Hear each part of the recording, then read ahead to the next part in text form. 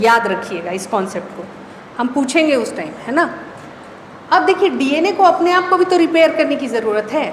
जो आपका डीएनए है उसका कुछ लाइफ होगा, हाफ लाइफ। हाफ लाइफ कहने का मतलब कब तक वो जिंदा रह सकता है, मतलब उसको रिपेयर कर, जैसे आप मकान बना दिए तो उसका मरम्मत का ज़रूरत है कि नहीं, 10 साल बाद ही सही, लेकिन ज़रूरत तो है मरम्मत का। तो उसी तरह डीएनए भी वापस से डीएनए बनाता है। कब बनाता है, क्या बनाता है, हम लोग पढ़ेंगे। इस प्रोसेस को रेप्लिकेशन कहते हैं। क्या कहते हैं? रेप्लिकेशन। ये आपका सेंट्रल डोग्मा का कंप्लीट थ्योरी है। हेडिंग दे दीजिएगा ऊपर में, सेंट्रल डोग्मा। सेंट्रल डोग्मा हम लिख दे रहे हैं, सेंट्रल डोग्मा। अब यहीं पे एक बात समझ लीजिए, किसी जीव के पास डीएनए है तो डीएनए तो आरएनए बनाएगा, आरएनए है तो प्रोटीन बनाएगा। अगर मान लीजिए डीएनए नहीं है तो क्या करेगा? डीएनए है ही नहीं तो क्या करेगा? डायरेक्ट आरएनए से प्रोटीन बनाएगा। तो कुछ बैक्टीरिया ऐसे होते हैं जिनके पास डीएनए होता है, जैसे आपके पास, और कुछ मतलब बताएंगे और एग्जाम्पल में भी आप लोग भी खोज के लाइए। और कुछ ऐसे होते हैं जिसके पास सिर्फ आरएनए होता है, ठीक है, आरएनए से वो डायरेक्ट प्रोटीन बना लेते हैं, ठीक। वायरस के भी केस में ऐसा होता है। कुछ वायरसेस जो होते हैं, मतलब विषाणु जो होते हैं, जिस हम लोग उसको जीव और निर्जीव के बीच में रखते हैं, लेकिन उनके पास जेनेटिक मटेरियल मतलब डीएनए या आरएनए मिलता है। इसीलिए कभी कुछ साइंटिस्ट बोलते हैं नहीं ये जीव है, कुछ बोलते हैं निर्जीव है। तो दोनों ही चीज़ वो नहीं कर पाता है, तो उसको हम लोग जीव और निर्जीव की बीच की रेखा कहते हैं। डीएनए होता है उसमें, लेकिन उसके पास कोशिका नहीं होती, ठीक है। जब कोशिका है ही नहीं, अभी अभी आपको बताया कोशिका है ही नहीं, तो क्या हुआ? निर्जीव हुआ, है ना। लेकिन डीएनए और आरएनए होता है। तो कोई वायरस है जिसको बोलोगे कि डीएनए वायरस है, और कोई बोलोगे कि आरएनए वायरस है। जैसे कोरोना क्या था, डीएनए वायरस था कि आरएनए वायरस था?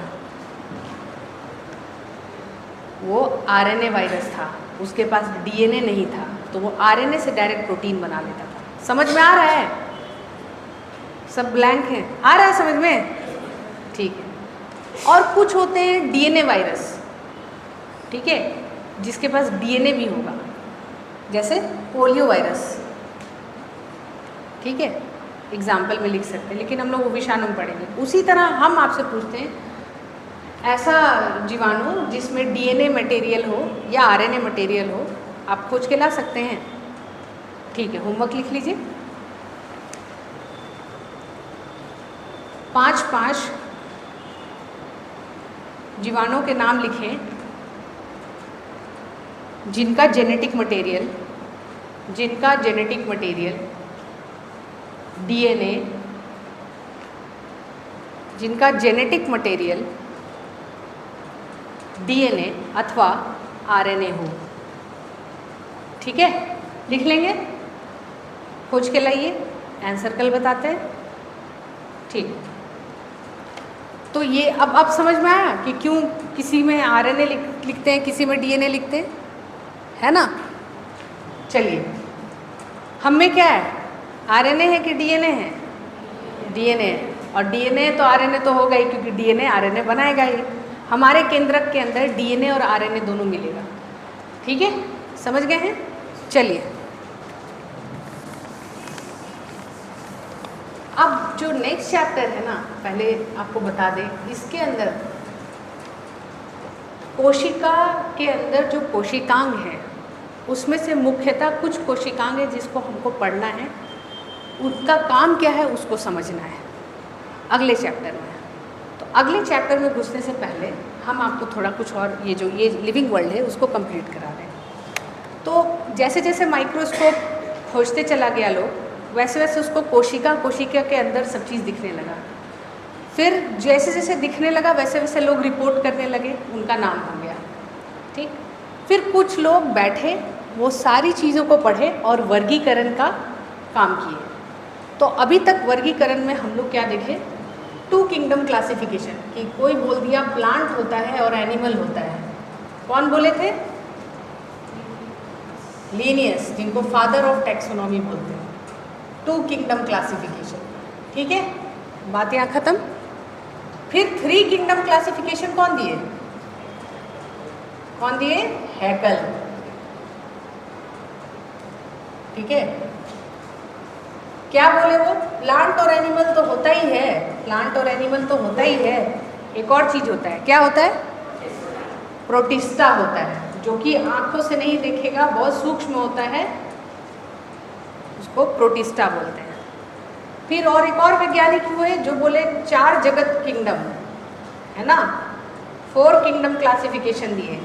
4 किंगडम में क्या किए? Plant animal as it is. देखिए प्लांट एनिमल था, प्लांट एनिमल यहाँ है, फिर प्रोटिस्टा है, तो सेम चीज़ रहेगा यहाँ पे, प्रोटिस्टा, प्लांट, एनिमल। क्या बोले? ये 4 किंगडम कौन दिया था? कोपलैंड, है ना, कोपलैंड दिए थे, कोपलैंड। ठीक है, क्या बोले वो? मोनेरा। मोनेरा में क्या आते हैं? सारे बैक्टीरिया जो होते हैं या सारे प्रोकैरियोट जितने आते हैं सब मोनेरा में आते हैं। ठीक है, तो इसमें सारे बैक्टीरिया आ गए। हम लोग डाइवर्सिटी जो इसके बाद वाली चैप्टर है, इसके बाद हम लोग सेल पढ़ेंगे, सेल के बाद डाइवर्सिटी पढ़ेंगे। ठीक है, तो बैक्टीरिया, एक चीज़ आपको समझ में आई है, अगर यहाँ सभी प्रोकैरियोट है तो ये सारे क्या होंगे? यूकैरियोट, है ना, तो ये सारे यूकैरियोट हो गए और ये सारे क्या हो गए? प्रोकैरियोट। इससे एक बात समझ में आई कि कीटाणु को छोड़ के, मतलब जीवाणु को छोड़ के बाकी सब यूकैरियोटिक है। ये समझ में आया है? क्लियर हो गया है? सिर्फ बैक्टीरिया ही है जिसके पास ऐसा स्ट्रक्चर है, बाकी जितने हैं वो सब क्या है? यूकैरियोटिक हैं। उसके अंदर में झिल्लीबद्ध कोशिकाएं, झिल्लीबद्ध कोशिकाएं मिलती हैं। ठीक है ना? चलिए, तो भाई अब बचा क्या? तो एक और महान साइंटिस्ट आए 1969 में, एकदम सही, व्हिटेकर। उन्होंने क्या कहा? फंजाई, कवक, कवक ना। चलिए, तो 5 किंगडम क्लासिफिकेशन, इसको मैं मिटा के 5 कर रही हूँ, आप लोग लिख लियो ना। तो 5 जगत वर्गीकरण किसने दिया? व्हिटेकर ने दिया। कब दिया? 1969 में। हम लोग क्या कर रहे थे? इंडो चाइना वार हो चुका था कि क्या हो रहा था? 1969 में हम लोग क्या कर रहे थे? नहीं कर रहे थे, क्या कर रहे थे? सिक्किम भारत का पार्ट था उस टाइम। पढ़िए, हिस्ट्री से जोड़िए। जब 5 जगत किंगडम दिया गया था तब भारत में क्या कौतूहल चल रहा था, जाके देखिएगा, जोड़ के रखिए। गांधी जी को प्रोकैरियोट मोनेरा के बारे में नहीं मालूम था, ठीक है ना। चलिए, बैक्टीरिया, प्रोकैरियोट, बाकी सब। तो यहाँ पे आ गया फंजाई या कवक, या कवक। तो अच्छा, ये कवक क्या होगा? प्रोकैरियोटिक होगा कि यूकैरियोटिक होगा? कवक क्या हो जाएगा? प्रोकैरियोटिक कि यूकैरियोटिक? यूकैरियोटिक। अभी क्योंकि मैंने कहा सिर्फ बैक्टीरिया ही प्रोकैरियोटिक होता है और बाकी सब क्या हो जाएंगे? यूकैरियोटिक हो जाएंगे। ठीक है, इसको लिख लीजिए अपनी शब्दों में। अभी समझते जाइए, लास्ट में हम लोग कुछ क्वेश्चंस देंगे, उसको आप लोग अपने भाषा में समझ के लिखिएगा। ठीक है, मान लीजिए हम नोट्स दे देते हैं और इतने सारे बच्चे लोग सेम आंसर लिखेंगे तो क्या टीचर सबको सेम नंबर देगा? उल्टा सबका कट जाएगा। हम आपको कॉन्सेप्ट देंगे, आप उस कॉन्सेप्ट को समझने के बाद आंसर राइटिंग कीजिएगा और हम आपको पर्सनली आपके कॉपी में चेक करके आपको बताएंगे कमी कहाँ है। वो ज़्यादा बेहतर रहेगा मेरे विचार से। आप कुछ और बोलना चाहते हैं तो आप हमको सजेस्ट कर सकते हैं, फीडबैक दे सकते हैं। क्लास भरी हुई अच्छी लग रही है, गुड। लिख लिए? तो देखिए, ये है व्हिटेकर साहब।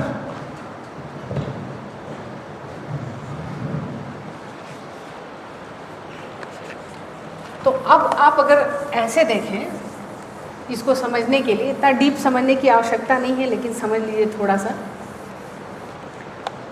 ऑर्गेनिज्म प्रोकैरियोटिक और यूकैरियोटिक में अगर हम डिवाइड करें तो मोनेरा पहले ही निकल जाएगा, निकल जाएगा ना, बचेगा 4। तो 4 में भी क्या अंतर है? तो जो प्रोटिस्टा है बाकी तीनों से कैसे अलग है? ये एक कोशिकीय होता है, ठीक है। इसी के अंदर अमीबा आता है या यूग्लिना भी इसी के अंदर आता है, इसीलिए वो प्रोकैरियोटिक नहीं होके यूकैरियोटिक होता है, ठीक है। समझ गए? हम लोग एक एक को पढ़ेंगे, हम लोग मतलब कि मोनेरा को पढ़ेंगे, प्रोटिस्टा को पढ़ेंगे, प्लांट, फंजाई, एनिमल सबको पढ़ेंगे, लेकिन उस सेक्शन 1 का 3rd टॉपिक में है। पहले उससे पहले सेल को पढ़ लेंगे, ठीक है। तो मोनेरा कैसे अलग हो गया? क्योंकि ये एक कोशिकीय है, प्रोकैरियोट है। प्रोटिस्टा कैसे भिन्न हो गया बाकी 3 से? बाकी चारों तो यूकैरियोटिक हो गए, ठीक है। प्रोटिस्टा को लिया जाए, बाकी तीनों से कैसे अलग है? ऐसे अलग है कि ये एक कोशिकीय है। अब बात करेंगे ये तीनों की। तो जानवर जो होता है प्लांट और फंजाई से कैसे अलग है? एनिमल जो होता है उसके पास सेल वॉल नहीं होता है। ये सेल वॉल क्या होता है हम लोग कुछ देर में पढ़ेंगे, ठीक है। सेल वॉल नहीं होता है। बाकी प्लांट और फंजाई के पास सेल वॉल होता है। समझ गए? सेल वॉल क्या होता है? कोई बताएंगे? मुझे सुनाई नहीं दे रहा है, ठीक है। हम लोग आने वाली क्लासेस में यही जानेंगे सेल वॉल क्या होता है। एक एक कोशिकांग, ये कोशिकांग का पार्ट है, इसको हम लोग समझेंगे सेल वॉल क्या होता है, ठीक है। चलिए, अब कवक और पौधे में क्या अंतर है? कवक को देखे हैं? मशरूम, रुगड़ा, सब क्या है? कवक है। बहुत टेस्टी, भूख लग गया, ठीक है। तो रुगड़ा क्या है? पौधा में नहीं गिनती आता है, लेकिन क्यों? जानवर में भी गिनती नहीं आता, क्यों? हाँ हाँ, प्रकाश संश्लेषण की प्रक्रिया वो नहीं कर सकता, खुद का भोजन वो नहीं बना सकता। जैसे हम लोग खुद का भोजन नहीं बना सकते, हमारा शरीर अपने से तो बनाते ही हैं। हमारे शरीर में अपने आप ऐसा थोड़ी धूप में खड़े हो गए खाना पक गया तब तो कोई चिंता ही नहीं, किसी को पढ़ने लिखने की ज़रूरत ही नहीं, घूमते रहो, है ना। रोटी कपड़ा मकान सॉल्व। लोग ऐसे सोच रहे हैं कि स्पेस में जो साइंटिस्ट को भेजा जा रहा है उनकी कुछ सेल्स कुछ ऐसा कर दिया जाए कि वो खुद से खाना बना लें, उनके सेल्स में ही ऐसा रख सकें और लोग ज़्यादा दिन स्पेस में रहें। ये सब भी कॉन्सेप्ट लोगों के दिमाग में आ रहा है ना। हाँ, ये हो रहा है। आश्चर्य की बात है, 10 साल पहले अगर कोई बोलता कि ब्लूटूथ या फिर मोबाइल क्या है, 20 साल पहले 25 साल पहले, तो ऐसा बिना वायर का कैसे चलेगा? देखिए चल रहा है कि नहीं चल रहा है। तो सब चीज़ पॉसिबल हो रही है धीरे धीरे, ठीक है। तो प्रकाश संश्लेषण की प्रक्रिया एब्सेंट होती है। तो अगर प्रकाश संश्लेषण नहीं हो रहा है तो इसको कहीं चल के जाके खाना खाना होगा, लेकिन ये तो चलता ही नहीं है, ये तो एक जगह स्थिर है, ज़मीन में गड़ा हुआ है पौधे समान। तो फिर ये खाना कैसे खाता है बताइए? ये खाना कैसे खाता है? कवक खाना कैसे खाते हैं? ये कहीं जाते नहीं किसी को खाने के लिए। हम लोग खुद से खाना नहीं बना सकते हैं, हमारी कोशिकाएं, तो हम लोग जाते हैं हंटिंग करते हैं, जानवर पकड़ते हैं या सब्जी खरीद के खाते हैं। मशरूम ऐसा करता है क्या? तो क्या करता है? कैसे खाना मिलता है उसको? सोचा है कभी? फोटोसिंथेसिस नहीं करता है वो, इसीलिए पौधा नहीं है। अभी यही तो डिस्कस कर रहे थे कि फोटोसिंथेसिस कवक नहीं कर सकता है, तो खाना कैसे खाता है? कोई बताएं? हाँ, परपोसी होता है, पैरासिटिक होता है, सैप्रोफाइटिक ज़्यादा अच्छा रहेगा कहना। वो क्या करता है? दूसरे का बनाया हुआ खाना नहीं खाता। हाँ बोलिए। किसी दूसरे के ऊपर नहीं, ऐसा बोलना ठीक ही ठाक है, लेकिन सैप्रोफाइटिक वर्ड जानते हैं? सैप्रोफाइटिक, इसका हिंदी कोई बताएगा तो अच्छी बात है, नहीं तो मैं देख के आऊँगी। सैप्रोफाइटिक वो होता है जो सड़ी गली वस्तुओं के ऊपर, हाँ, मृतपोषी, चलो वेरी गुड। तो ये मृतपोषी होता है, मृतपोषी, तो सड़ी गली वस्तुओं पे वो खाता है। तो आप लोग रुगड़ा खा रहे हैं तो समझ रहे हैं ना, समझ लीजिए टेस्टी क्यों होता है। तो आसपास कोई जीव जंतु सड़ गल रहा हो तो वो जो कवक है उनके सारे न्यूट्रिशन को खींच लेता है और खा लेता है। ठीक है, और इसी पे एक साइंस निर्भर है, मैं नाम भूल रही हूँ, एक ऐसी प्लांट बायोलॉजी की ही एक वर्ड है, वो मैं भूल रही हूँ। उसमें क्या होता है कि उस पौधों को आप जान के देख के बता दीजिएगा कौन से पौधे या कौन सा फंगस आसपास है, तो वहाँ लाश गड़ी है कि नहीं गड़ी है, आप बता सकते हैं। इस पे मेरा लेख जल्दी आएगा, प्रकाशित होगा। तो वो साइंस में, फॉरेंसिक साइंस में इसको कुछ स्टूडेंट्स मेरे साथ काम कर रहे हैं। वो लोग ऐसे ऐसी जगह पे लाश मार के फेंक दिया जाता है जहाँ पता नहीं चलता है क्रिमिनोलॉजी में, तो वहाँ पे आप पौधों को ऊपर से देख के बता सकते हैं कि कहाँ लाश पड़ी है। ठीक है, तो ऐसे पौधे जो सिर्फ और सिर्फ सड़ी गली वस्तुओं पे ज़्यादा उगते हैं, तो उनको भी आप देख के समझ सकते हो। उसी तरह कुछ कवक ऐसे होते हैं, अगर ज़्यादा उग रहा है तो फिर जो पुलिस की टीम होती है, फॉरेंसिक टीम होती है, बोली हाँ यहाँ खोदो लाश मिलेगा। ठीक है, तो वैसा होता है। तो ये मृत पोशी होती है। ठीक है, तो लिख सकते हैं। इसीलिए ऑटोट्रॉफ नहीं है, ऑटोट्रॉफ या फोटोट्रॉफ मतलब लाइट से अपना खाना बनाना, है ना। ऑटोट्रॉफ खुद से खाना बनाना, ऑटो मतलब सेल्फ, ट्रॉफिक क्या हो गया, जीने का, सरवाइव करने का, खाने का, है ना। तो फोटोट्रॉफिक और हेटेरोट्रॉफिक, हेटेरोट्रॉफिक हो गया मतलब अपने से ना बना के दूसरे जगह से खाना ले सकते हैं, हंट करके या जैसे भी। ठीक है, समझ रहे हैं, इसको नोट करते जाइए, इस चार्ट को बना लीजिए और समझिएगा।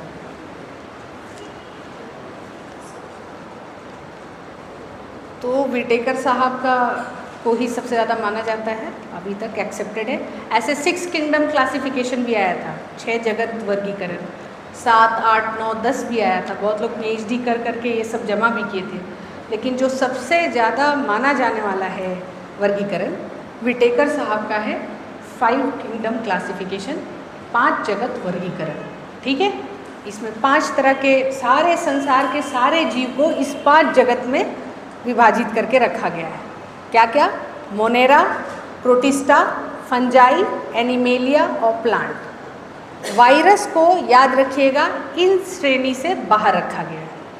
क्यों रखा गया है? क्योंकि ये जीव और निर्जीव के बीच का है, उसको हम अलग से पढ़ते हैं, पढ़ेंगे उसको हम लोग एक एक ग्रुप को भी पढ़ते हुए चलेंगे बाद में। इससे पहले जो आपका सेकेंड चैप्टर है, JPSC के हिसाब से ही चलते हैं ताकि और शायद आपको समझ में आए।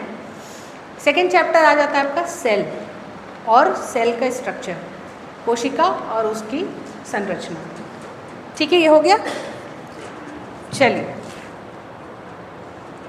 देखिए, यही है फंजाई, कवक। कितना मासूम दिख रहा है, कितना सारा लाश को पचाया होगा कोई नहीं जानता। हाँ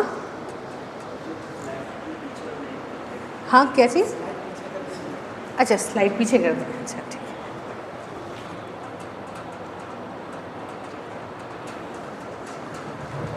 कोशिश करिए नोट्स अपना जो भी क्लास में बताया जाए, क्योंकि देखिए स्लाइड्स तो हम आपको दे देते हैं, लेकिन सच बताइए कितने लोग उसको खोल के जाके मेहनत करके बनाते हैं नोट्स? सबसे नहीं हो पाता है, क्योंकि और भी सब्जेक्ट्स आपको पढ़ने हैं, है ना। देखिए हाँ, पता है हमको। तो क्या करिए, जो भी क्लास में हो रहा है उसी टाइम, बायो को ना एक्स्ट्रा टाइम देने की ज़रूरत मत समझिए। कोशिश करिए क्लास में ही जो बोला गया है की पॉइंट्स अगर आप लिख लेते हैं, और बाकी लैंग्वेज तो आप बना ही लेंगे, खुद से इतने बड़े हैं आप लोग, JPSC अधिकारी बनने जा रहे हैं भाई, लिख ही लेंगे। तो की वर्ड्स को याद रखिए, कॉन्सेप्ट्स को याद रखिए और उसको लिखने का कोशिश करिए। डेली बस बायो को 15 मिनट देना है, 15 से आधा घंटा, इससे ज़्यादा नहीं। इससे ज़्यादा देना बेवकूफ़ी होगी, और इतना ही दे दीजिएगा। क्लास में जो पढ़ाया जा रहा है उसको लिख लीजिएगा। आप देखिए आपको 100+ मार्क्स आएगा, 100+। 150 आप 100+ आप कर सकते हैं, मतलब बायो नहीं कहने का मतलब, पूरे साइंस में बायो का ले लें तो, है ना। 32 मार्क्स का है क्वेश्चन, तो 32 में तो कोशिश करिए 25 से ऊपर आ ही जाएगा। बायो बहुत इजी है, बायो लोग इग्नोर कर देते हैं। हो गया है, लिख लिए हैं। लिख लीजिए।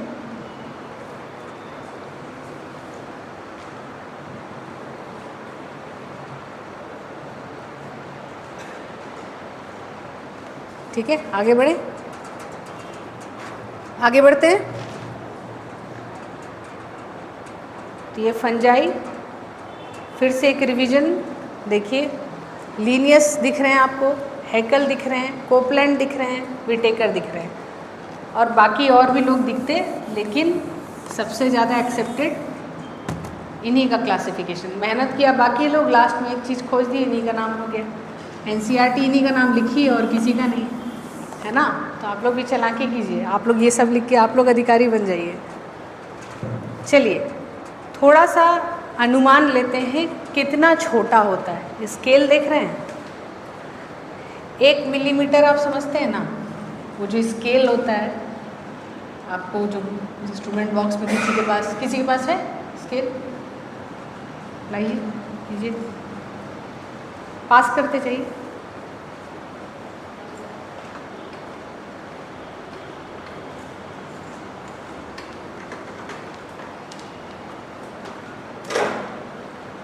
Thank you. ये स्केल को अगर आप देखेंगे तो अगर इसमें जो आपको ये 1 सेंटीमीटर दिख रहा है ना, 1 सेंटीमीटर में भी फिर 10 भाग किया हुआ है ना। 1 सेंटीमीटर, ये जो 1 लिखा हुआ है, 1 लिखा हुआ होता है, इसमें भी 10 भाग किया हुआ होता है। तो उसमें से जो फर्स्ट पार्ट हुआ वो 1 मिलीमीटर हुआ, ठीक है, मतलब इतना छोटा। तो 1 मिलीमीटर देखिए, इतना छोटा, मतलब एकदम ये डॉट जो है ना इतना ही होगा 1 मिलीमीटर एक्चुअल साइज में, ठीक है। अब इससे जो छोटा होगा देखिए 100 माइक्रोमीटर, और उससे कितना छोटा होगा, महीन, माइक्रोस्कोप में दिखेगा आपको, ठीक है। और छोटा 10 माइक्रोमीटर, 1 माइक्रोमीटर, माइक्रोमीटर कितना हो गया, -3, और -6 क्या हो गया, -3 क्या हो गया। आप लोग तो फिजिक्स में ऐसा यूनिट पढ़ ही रहे हैं, क्या देखिए उसमें, है ना, ये आपका होमवर्क है। नैनोमीटर कितना हो जाएगा, 10 टू द पावर -9, तो 100 नैनोमीटर है यहाँ। 1 नैनोमीटर मतलब 10 टू द पावर -9 क्या, सेंटीमीटर, मीटर, किलोमीटर।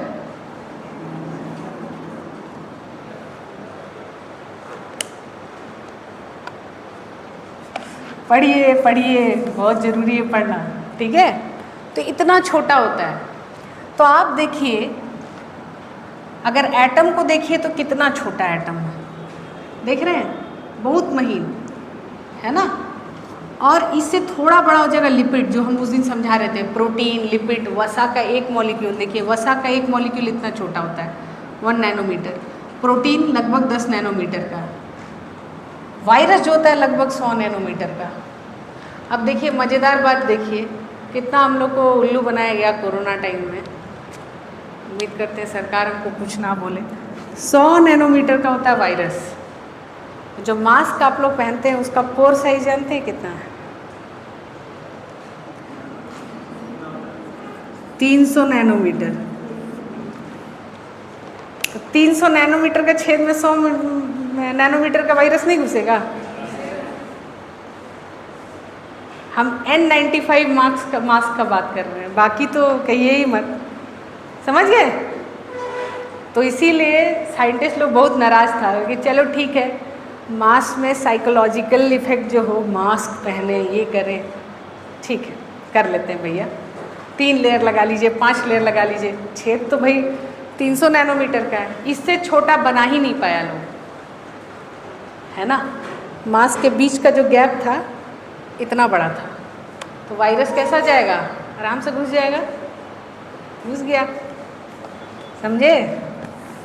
लेकिन पहनिएगा, मास्क पहने, ठीक है, हम समर्थन करते हैं मास्क का। इसीलिए जर्मनी के लोग जो थे मास्क पहनने से मना कर दिए थे कि जब कुछ होता ही नहीं, ज़बरदस्ती हम मास्क क्यों पहने। पूरा उतर गया था उन्होंने रोड पे कि क्या कॉन्सेप्ट है ये, ठीक है कोई बात नहीं, ये हो गया। अब 1 मिलीमीटर जो आप स्केल पे देख रहे हैं, एकदम छोटा, सबसे छोटा पहला लाइन जो देख रहे हैं, इतना छोटा होता है 1 मिलीमीटर।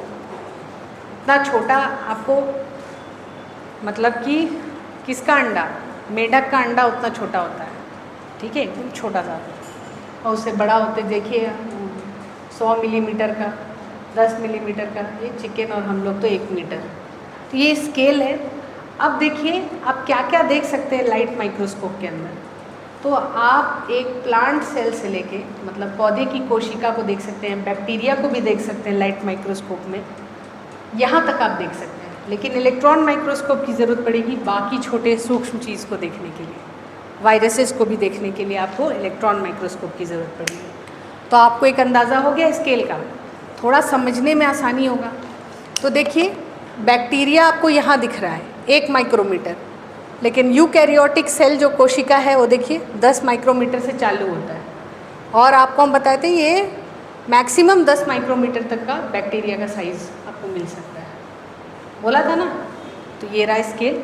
इसी के साथ हमारा लिविंग वर्ल्ड ख़त्म होता है। तो टॉपिक 1 समाप्त हो गया है। नेक्स्ट टॉपिक में चलते हैं, दैट इज़ सेल, कोशिका और उसकी संरचना।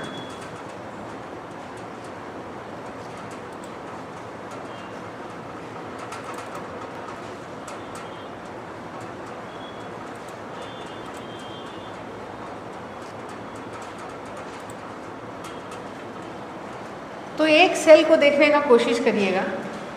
तो एक सेल के अंदर क्या, एक केंद्रक, हम लोग यहाँ यूकैरियोटिक सेल्स की बात कर रहे हैं, प्रोकैरियोटिक की भी बात करेंगे, लेकिन मुख्यतः पहले यूकैरियोटिक समझ लेते हैं। इसके अंदर आपको केंद्रक दिखेगा, एंडोप्लाज्मिक रेटिकुलम दिखेगा, centrosome, lysosome, mitochondria, cytoplasm, ribosomes.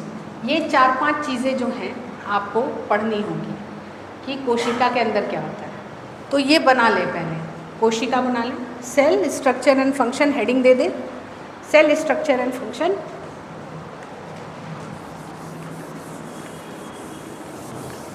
देखिए कोशिका एवं उसकी संरचना, ये स्ट्रक्चर बना ले। 2-3 चीज़ जो नाम लिखा हुआ है उसको, बायो में डायग्राम जितना बनाइएगा मार्क्स उतना मिलेगा। कोशिश करिएगा हर एक चीज़ में डायग्राम बनाने की कोशिश की जाए, है ना, ठीक है। चलिए इसको फटाफट से बना लीजिए, नाम लिख लीजिए। हिंदी में भी वैसे ही लिखिएगा, ऐसे इसका हिंदी नाम भी हम लेके आए हैं, लेकिन बेहतर होगा कि आप राइबोसोम को राइबोसोम ही लिखें हिंदी में भी, ठीक है। और अगर आप हिंदी में कंफर्टेबल हैं तो आप जैसा आपको ठीक लगे।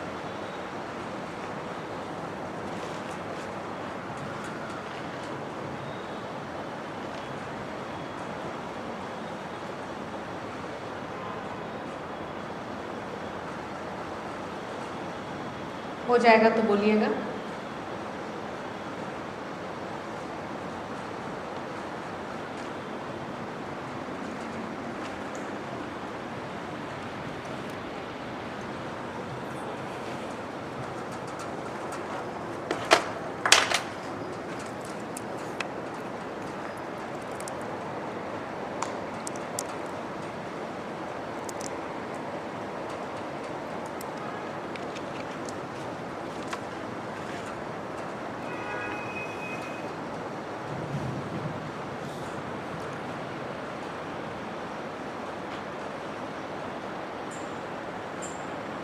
आगे बढ़ें।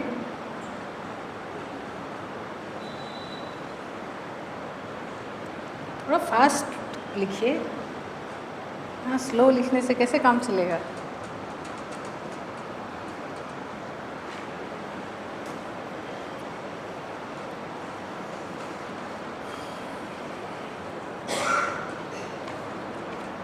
सेल को समझने से पहले कैसे सेल को खोजा गया, पहले किसने देखा और क्या देखा, ये समझना होगा, ठीक है।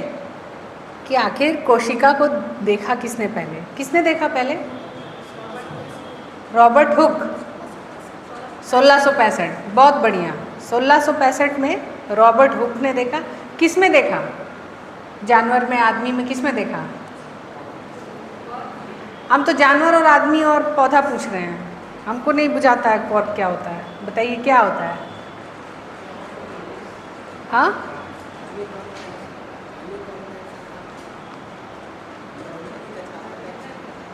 मिट्टी का, हाँ वैसा दिखता है, लेकिन होता क्या है, मधुमक्खी का छत्ता से वो लेके आए थे। किस में देखा था? अच्छा ये बताइए, ऑप्शन देते हैं, पौधे में कि जानवर में देखा था? पौधे में। कौन सा पौधा था? सब लोग पढ़ लिया कॉर्क सेल, कॉर्क में देखा था। कॉर्क क्या होता है? पेड़ का छाल सुने हैं? तो वो जो छाल होता है उसी को कॉर्क बोलते हैं। वो थोड़े देर के लिए जिंदा रहता है, ठीक है। कॉर्क सेल दिखाएंगे। आगे बढ़े, नेक्स्ट पेज में ही है।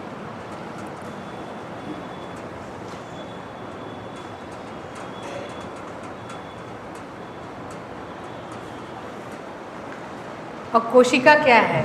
इंग्लिश वाले लिख सकते हैं structural and functional unit of life, है ना। हिंदी वालों के लिए हमने यहाँ लिख दिया है। ये क्या है? संरचनात्मक व क्रियात्मक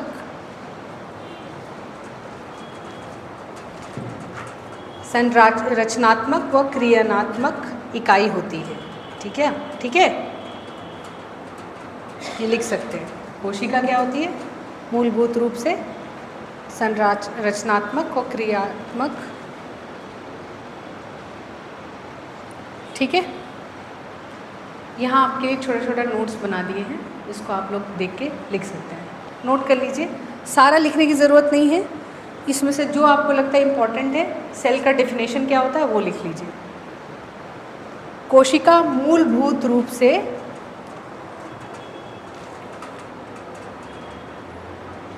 ठीक है, लिख लिया।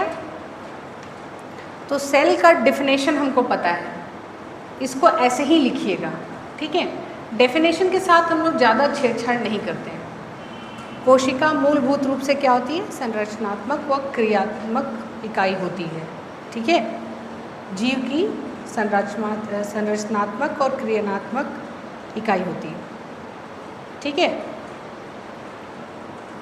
Cell is structural and functional unit of life. English वाले लिख लीजिए structural and functional unit of life. Cell cell आपस में जुड़ेगा तो क्या बनेगा? उत्तक, टिश्यू, है ना, ठीक है। चलो आगे चलते हैं, थोड़ा सा हिस्ट्री में जाएंगे। तो ये है रॉबर्ट हुक साहब, 1665। रॉबर्ट हुक, रॉबर्ट हुक लिख लीजिएगा। कहाँ देखा था? तो जो पेड़ का छाल होता है उसमें खोदा उन्होंने और वहाँ से निकाला, उसको थोड़ा सा पतला झिल्ली बनाया और उसमें ये देखा कि अरे ये छोटा छोटा कंपार्टमेंट क्या है, तो इसी को इन्होंने बोल दिया सेल, कोशिका, ठीक है। इनका लेख जो इधर प्रकाशित हुआ था, ठीक है। तो ये है रॉबर्ट हुक।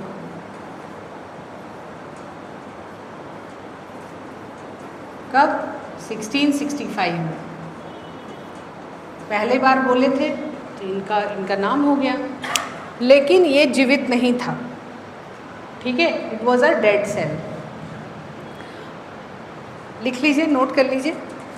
अब क्या हुआ? 1665 में ऐसा हुआ।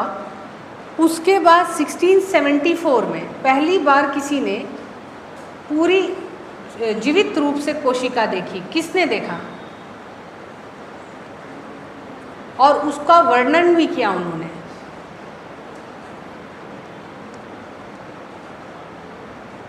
कौन?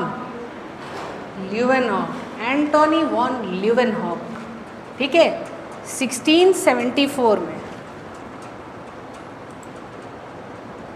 ये रहे एंटोनी वॉन ल्यूवेनहॉक, ठीक है।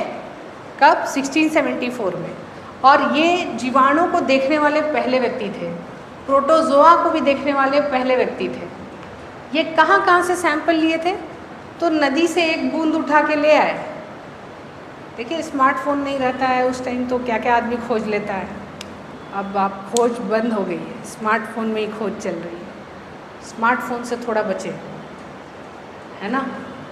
तो तालाब का एक बूंद पानी ले आए और उसको माइक्रोस्कोप के अंदर उन्होंने झांक के देखना शुरू किया। उसमें उनको भांति भांति प्रकार की छोटी छोटी कोशिकाएं मिली, छोटे छोटे जीवाणु मिले। तब उन्होंने उसका वर्णन अपनी किताब में किया। साथ ही साथ उन्होंने बैक्टीरिया देख लिया, प्रोटोजोआ देख लिया और ये समझा दिया लोगों को कि कोशिका क्या होती है, कोशिका के अंदर क्या होता है। ये पहले व्यक्ति थे। कब? 1674 में। लिख लीजिए, ये वैन नहीं होगा, वॉन होगा, ठीक है, मिस्टेक हो गया है, वॉन होगा, वॉन। इंग्लिश वाले यहाँ से लिखेंगे, हिंदी वाले NCERT में जैसा लिखा है वैसा लिखेंगे। एंटोन वॉन ल्यूवेनहॉक, यहाँ है एंटोनी वॉन ल्यूवेनहॉक, ठीक है। तो क्या करेंगे, लिखिए एंटोनी वॉन ल्यूवेनहॉक वो पहले व्यक्ति थे जिन्होंने कोशिका को, जीवित कोशिका को देखा। एंटोनी वॉन ल्यूवेनहॉक पहले व्यक्ति थे जिन्होंने जीवित कोशिका को देखा एवं उसका वर्णन किया, एवं उसका वर्णन किया। कोशिका को देखने के लिए उन्होंने तालाब के पानी, अपने शरीर के, अपने मुंह के सैंपल्स को लिया, अपने शरीर के सैंपल्स को लिया। माउथ, उन्होंने क्या किया, सिंपल अपने माउथ से अपने लार, सलाइवा ये सब को निकाल के माइक्रोस्कोप के अंदर देखे। उनको वहाँ पे भिन्न तरह के जीवाणु, कीटाणु सब कुछ मिले। कितना भी आप माउथ वॉश कर लीजिएगा तो भी आपको उसमें जीवाणु, कीटाणु दिखेंगे ही दिखेंगे, ठीक है। अगर आप ब्रश नहीं किए उस टाइम देखेंगे तो आपको मात्रा ज़्यादा दिखेगी, और अगर आप ब्रश वगैरह करके देखते हैं तो आपको कम मिलेगा, लेकिन दिखेगा ज़रूर। हमारे शरीर के ऊपर भी आपको बैक्टीरिया मिलेगा, चाहे कितना क्रीम पाउडर लगा लीजिए आपको मिलेगा। कौन सा बैक्टीरिया मिलता है शरीर के ऊपर? ज़्यादा हो जाता है तो पिंपल्स हो जाता है, लेकिन नॉर्मल pH अगर आपका बिगड़ता नहीं है तो वहाँ आराम से खुशी खुशी रहता है, आपको प्रोटेक्ट करता है। कौन सा है जीवाणु? चलिए उसका नाम है स्टेफाइलोकोकस ऑरियस। नाम याद करने की ज़रूरत नहीं, मत घबराइए, सिर्फ बता दिया, ठीक है। तो इंग्लिश वाले लिख सकते हैं Antony von Leeuwenhoek used pond water samples and his mouth to observe microorganism।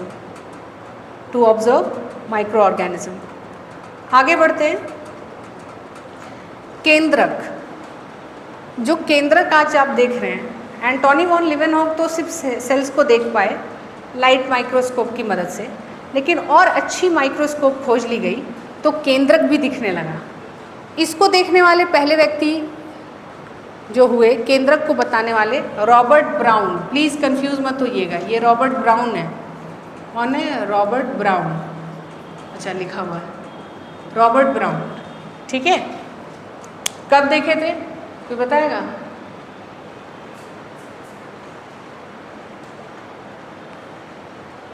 ठीक है, देखिए जाके, सब हम ही बता दें। स्लाइड्स में से लिखा हुआ है कहीं।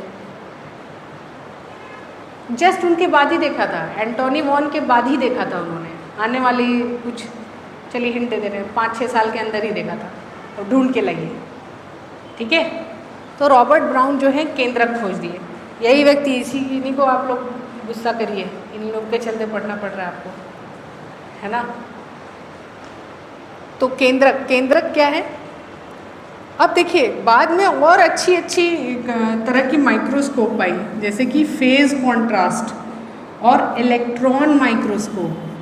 ये दोनों की जब खोज हो गई ना, तो हम लोग और भी कोशिकांग देख पाए और इतना जान पाए हैं कि आज हम लोग उसके बारे में, एक के बारे में पढ़ना शुरू करेंगे, ठीक है। अब एक और चीज़ जान लीजिए, सेल थ्योरी दिया गया। सेल थ्योरी भी दिया गया कि जीवधारी के पास कोशिका होती ही होती है। दूसरा क्या बोला गया कि एक कोशिका दूसरे कोशिका से ही उत्पन्न हो सकती है। ये सेल थ्योरी था। ये उतना इसमें डीप में नहीं जाएंगे, मैंने यहाँ पे लिख दिया है, एनसीईआरटी का ही कुछ पोर्शन है, सेल थ्योरी, कोशिका सिद्धांत। ठीक है, किसने दिया, क्या बोला, आखिर क्या तर्क रखा उन्होंने, यहाँ पे दिया हुआ है, इसको ज़रूर पढ़ लीजिएगा। ठीक है, मैथियस ने पहली बार दिया था 1938 जर्मनी काफ़ी मतलब जर्मन जितने हैं साइंटिस्ट, और जर्मनी बहुत अच्छी जगह है साइंटिस्ट लोगों के लिए, इसलिए भी मैं वहाँ जाने को जब मैं वहाँ गई तो कहने का मतलब है वहाँ सबसे अच्छा मतलब साइंटिफिक स्टडी के लिए बहुत अच्छी जगह है। इंडिया भी है लेकिन फंड्स जो हैं ज़्यादा वहाँ मिलता है कोई भी रिसर्च को करने के लिए। एनीवेज, रुडोल्फ वर्चो, ये साइंटिस्ट का नाम याद रखिएगा। और देखिए मैथियस, उन्हीं का पूरा नाम था स्लाइडन, और श्वान, इंग्लिश में लिखिएगा मैथियस और एंड श्वान, इनकी थ्योरी थी कोशिका सिद्धांत देने में। ठीक है, और कोशिका सिद्धांत में कुछ छूट गया था जिसको रुडोल्फ वर्चो ने बोला कि कोशिका कैसे, आखिर नई कोशिका पुरानी कोशिका से कैसे आती है, सेल डिवीजन के माध्यम से विभाजित होके। तो ये कॉन्सेप्ट दिया था रुडोल्फ वर्चो ने। ठीक है, बस इतना याद रखेंगे, इतना डीप जाने की ज़रूरत नहीं है। अगर इसको लिख पाए एग्ज़ाम में तो डेफिनेटली इम्प्रेस होगा एग्जामिनर। ठीक है, ये स्लाइड में दिया हुआ है, स्लाइड हम यहाँ कॉपी कर दिए, आप सर लोग से कलेक्ट कर लीजिएगा। ठीक है, तो सेल थ्योरी में दो चीज़ है लास्ट में, देखिए सभी जीव कोशिका व कोशिका उत्पाद से बने होते हैं, इसको मैथियस एंड श्वान ने बताया। दूसरा, सभी कोशिकाएं पूर्व स्थित कोशिकाओं से ही निर्मित होते हैं, ये रुडोल्फ वर्चो ने बताया। तो ये तीनों आदमी के कंबाइन थ्योरी के हिसाब से ही हम लोग सेल थ्योरी को मानते चले आए हैं, कोशिका सिद्धांत मानते हैं। ठीक है, समझ आ रहा है आपको, समझ आ रहा है? थोड़ा थोड़ा आप लोग निर्भीक होकर हमसे क्वेश्चन कर सकते हैं। ठीक है, अगर आप लोग को कुछ डाउट रहता है तो आप बोल दीजिए, एक दिन हम थोड़ा और रुक जाएंगे या पहले आ जाएंगे, आप लोग पहले आके हमसे पूछ लीजिए। ठीक है, ओके, ये आपको स्लाइड में मिल जाएगा, इसको पढ़िएगा, ये एनसीईआरटी का ही पार्ट है। एनसीईआरटी अभी जाके पढ़िएगा ना चैप्टर 8, तो आपको सब समझ में आएगा, सेल थ्योरी वहीं से पढ़ा रहे हैं। ठीक है, अब देखिए जो हम लोग को कल पढ़ना है, यूकैरियोटिक कोशिकाओं में कुछ चीज़ें हैं, जैसे कोशिकांग हैं, झिल्ली युक्त विभिन्न संरचनाएं हैं। ठीक है, उसे कोशिकांग कहते हैं। क्या कहते हैं? कोशिकांग कहते हैं। जैसे एंडोप्लाज्मिक रेटिकुलम, उसी का हिंदी नाम है देखिए अंतःप्रद्वी जालिका। माइटोकॉन्ड्रिया सूत्र कणिकाएं, ठीक है, सूक्ष्मकाय माइक्रोबॉडी, ठीक है, गोल्जी सम्मिश्र, लयनकाय लाइजोसोम, है ना। इस तरीके से कुछ ये नाम दिए हुए हैं, इसी को आपको पढ़ना है कल। तो कल हम बताएंगे कोशिकांग के बारे में। यूकैरियोटिक सेल में हम लोग स्टार्ट करेंगे माइटोकॉन्ड्रिया से। माइटोकॉन्ड्रिया का क्या रोल है थोड़ा पढ़ के आइएगा, फिर बात करेंगे। अब कोशिका देखिए, शरीर में विभिन्न जगह पे उनके क्रिया के अनुसार कोशिकाओं के नाम दिए गए हैं। ब्रेन में जो कोशिका पाई जाती है उसको क्या बोलते हैं? न्यूरॉन्स। पेट में जो पाई जाती हैं, लिवर में जो पाई जाती हैं, हिपैटोसाइट्स, भूल गए, तो यही है। तो यहाँ पे देखिए कुछ एग्जाम्पल दिया हुआ है, ये सब कोशिकाएं हैं, विभिन्न तरह की होती हैं। ठीक है, एक आरबीसी, खून में जो होता है, रक्त में जो मिलता है वो आरबीसी ऐसा होता है, उसमें केंद्रक नहीं होता है। जब आरबीसी जो है मैच्योर हो जाता है, मतलब 120 दिन की उसकी जीवन होती है, तो जब वो मैच्योर हो जाता है, बड़ा हो जाता है, तो उसमें केंद्रक गायब हो जाता है ताकि वो ऑक्सीजन को समा सके। लेकिन जब छोटा रहता है तो उसमें केंद्रक होता है। ठीक है, तो ये सारी चीज़ें हैं, वो समझने के लिए है, उतना जेपीएससी के लिए रिक्वायर्ड नहीं है। देखिए न्यूरॉन्स को देखिए कैसा है, एकदम शाखित है, लंबी है ना, लेकिन सेल है, केंद्रक है, लेकिन शाख निकले हुए हैं, है ना, ताकि आप जल्दी से बातचीत कर सके। जैसे अगर आपका ये गोल होता ना, शाखा नहीं होती, तो जो अभी हम बोल रहे हैं वो आपको 2 दिन बाद समझ में आता, ओह अच्छा मैम ये बोल रही थी, फिर आप लिखते। इसलिए शाखित होना ज़रूरी है, ठीक है, समझ गए। जल्दी से आपके दिमाग में बोलते ना, भेजे में घुसा के नहीं, इस तरीके से होता है, ठीक है। और ये पौधों में पाई जाती है, ठीक है। ट्रैकिड्स बोलते हैं इसको, इंग्लिश वाले लिख सकते हैं ट्रैकिड्स। ये भी प्लांट के ही सेल्स हैं, ठीक है। ये WBC है, WBC श्वेत रुधिर, WBC, ठीक है। ये RBC। तो कोशिका विभिन्न प्रकार की होती है, जैसा उसका फंक्शन होगा वैसा उसका नाम होगा। अब कोशिका के अंदर कल झाँकते हैं, तो कल समय पाइएगा। कल हम कोशिश